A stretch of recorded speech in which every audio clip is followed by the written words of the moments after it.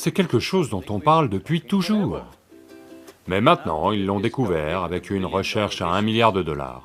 Et j'ai vu des centaines et des milliers de gens qui sont juste devenus en forme et en bonne santé. Si quelque chose apparaît dans mon assiette, si simplement je le sens, je sais quoi manger et quoi ne pas manger. Vous mangez quelque chose aujourd'hui, et voyez, apprenez juste à observer à quel point votre corps se sent agile et actif après avoir mangé cette nourriture.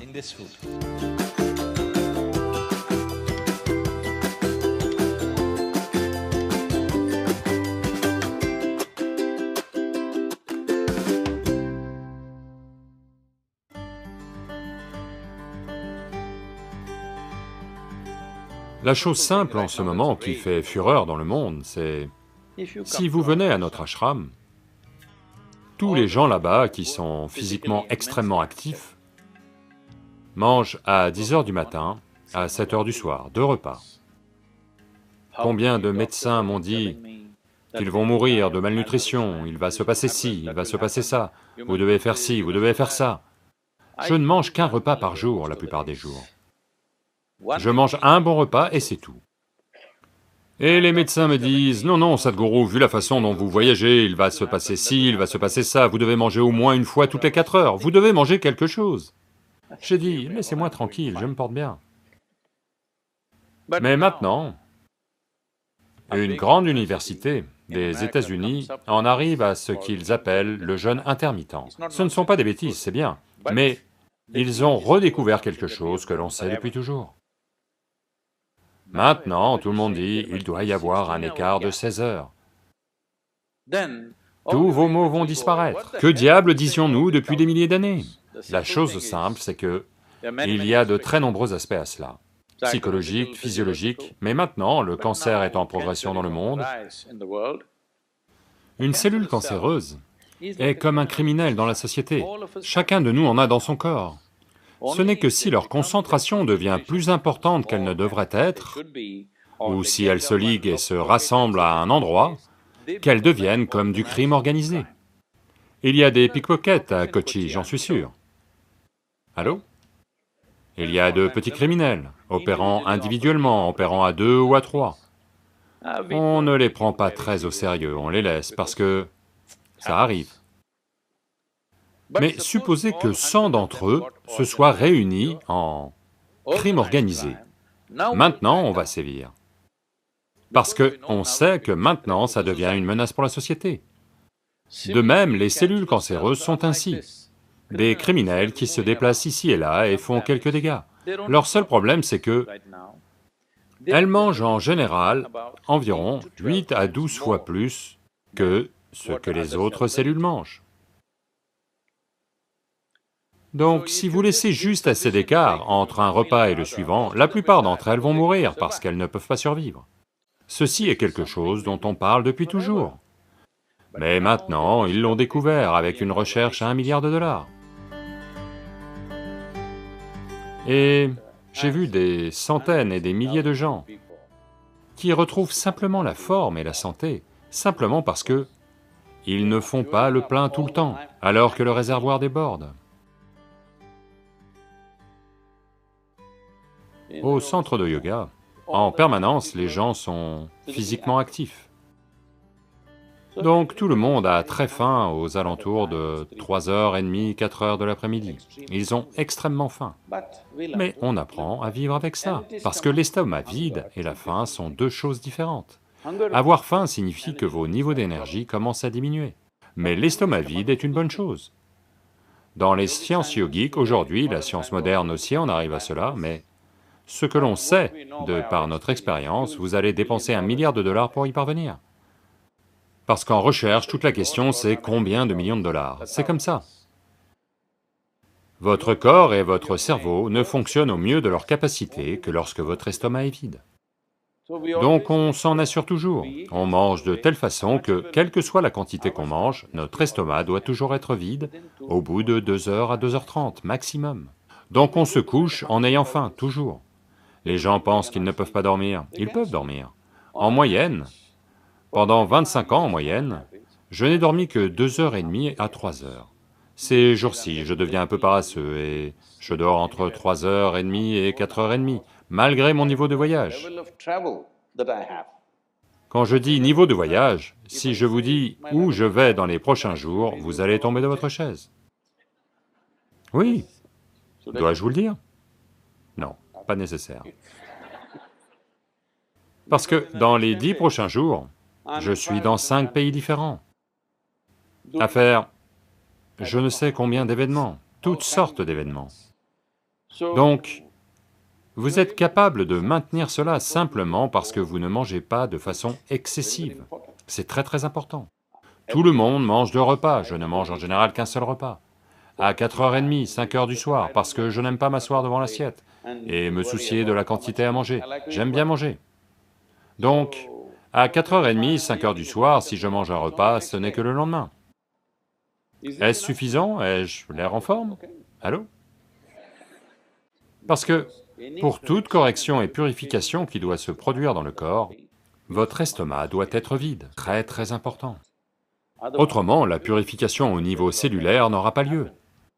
Vous accumulez des choses et ensuite vous avez toutes sortes de problèmes. Quand vous ne touchez pas à la nourriture, vous ne savez pas ce que c'est. Si la nourriture n'est pas assez bonne pour être touchée, je ne sais pas comment elle est assez bonne pour être mangée. Donc, on n'aurait pas dû écouter nos mères et on devrait manger avec nos doigts. Parce que toucher notre nourriture nous aide à rester en contact avec elle. Vous pouvez... La propreté de vos mains est entièrement entre vos mains. La propreté de la fourchette n'est pas entièrement entre vos mains. C'est vrai. Et personne d'autre que vous n'a utilisé ses mains. Donc, il y a une garantie en ce qui concerne leur niveau de propreté, là maintenant. La fourchette, vous ne savez pas qui l'a utilisée, comment ils l'ont utilisée, pourquoi ils l'ont utilisée. Et tout ce qu'ils ont à faire, c'est de l'essuyer avec un mouchoir et de vous la donner, et elle a l'air plutôt propre. Par-dessus tout, vous ne ressentez pas la nourriture. La première chose qui nous a été enseignée, c'est, si de la nourriture apparaît devant vous, de tenir vos mains au-dessus de la nourriture quelques instants, juste pour ressentir comment est la nourriture. Si quelque chose apparaît dans mon assiette, rien qu'en le ressentant, je sais quoi manger et quoi ne pas manger. Ce que je ne devrais pas manger, je ne vais pas le goûter puis le rejeter, je ne le mange simplement pas. Parce que mes mains sont le premier niveau. Pas goûter au sens où la langue goûte, mais connaître la nourriture. La première chose, c'est connaître la nourriture. Vous voulez connaître une personne, vous allez lui serrer la main. J'évite cela en général, mais... C'est une bonne stratégie. Mais la nourriture, qui va devenir une partie de vous, la première chose, ce sont vos mains. Même si vous ne la touchez pas physiquement, juste en étant conscient et en étant là, ça vous indique clairement comment la nourriture va se comporter en vous. Est-ce que cet aliment-là, ce jour-là, doit-il entrer en vous ou non? Parce que chaque jour, votre corps est différent. Chaque jour, à chaque instant, il est différent. Si vous ressentez la nourriture, vous savez simplement si cette nourriture doit entrer en vous ce jour-là ou non. Si cette simple conscience est instaurée, on n'a pas à continuellement dire aux gens ce qu'ils doivent manger. À chaque repas, ils doivent décider ce qu'ils doivent manger pendant ce repas. Il n'y a pas de prescription unique, c'est ça que vous devez manger toute votre vie. Ça va devenir trop claustrophobique, ce « je ne peux manger que ça ».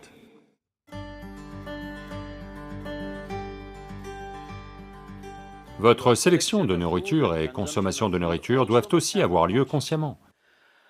Plus que ce que vous mangez, la façon dont vous le mangez est tout aussi important. Quand je dis la façon dont vous le mangez, ce sont toutes des substances vivantes. Chacune d'elles avait une vie propre. Que ce soit une plante, un animal, un légume, chacune d'elles avait une vie propre. Maintenant, d'une façon ou d'une autre, vous en faites de la nourriture. Vous devez la consommer avec la plus grande gratitude. Si vous abordez cela avec un certain sentiment de gratitude et de révérence envers la nourriture que vous mangez, quand je dis révérence, ça peut vous sembler exagéré, mais je vous le demande. Disons qu'on vous met dans une pièce et que vous n'avez rien à manger pendant 5 jours. Si Dieu apparaît devant vous, qu'allez-vous demander? De la nourriture? Donc voilà à quel point c'est important. Vous devez comprendre, la nourriture dans votre assiette n'est pas juste une substance, ce n'est pas un matériau, ce n'est pas une marchandise, c'est de la vie. C'est le matériau de construction de votre vie. Donc vous devez la traiter comme telle. En ce moment, quand elle est dans l'assiette, quand elle est là, dehors, elle n'a aucune valeur. Mais dès l'instant où vous la consommez et qu'elle devient votre chair et votre sang, alors soudain elle a une valeur immense. Pourquoi vivons-nous comme ça? Il est très important que, quand elle arrive dans votre assiette, déjà, vous la traitiez comme une partie de vous-même.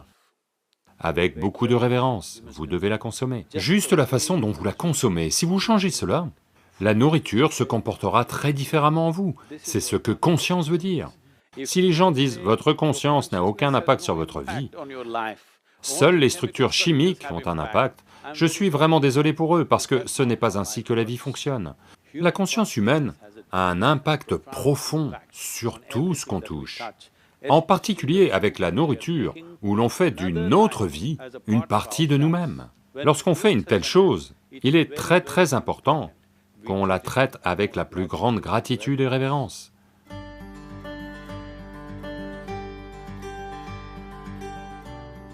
Je vais vous le dire, il n'y a pas de bonnes habitudes et de mauvaises habitudes. Habitude veut dire que vous fonctionnez inconsciemment. Si vous fonctionnez inconsciemment, c'est une mauvaise chose parce que tout le truc de l'être humain, c'est qu'on est capable de faire les choses consciemment. C'est la beauté d'être humain, de pouvoir tout faire consciemment.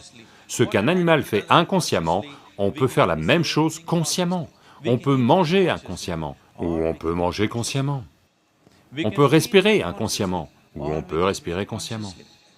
Tout ce qu'on peut faire, on peut le faire consciemment. Dès qu'on fait quelque chose consciemment, soudain cet être humain a l'air très raffiné et merveilleux, juste parce que quelqu'un marche et parle consciemment. Ne devient-il pas un bel être humain?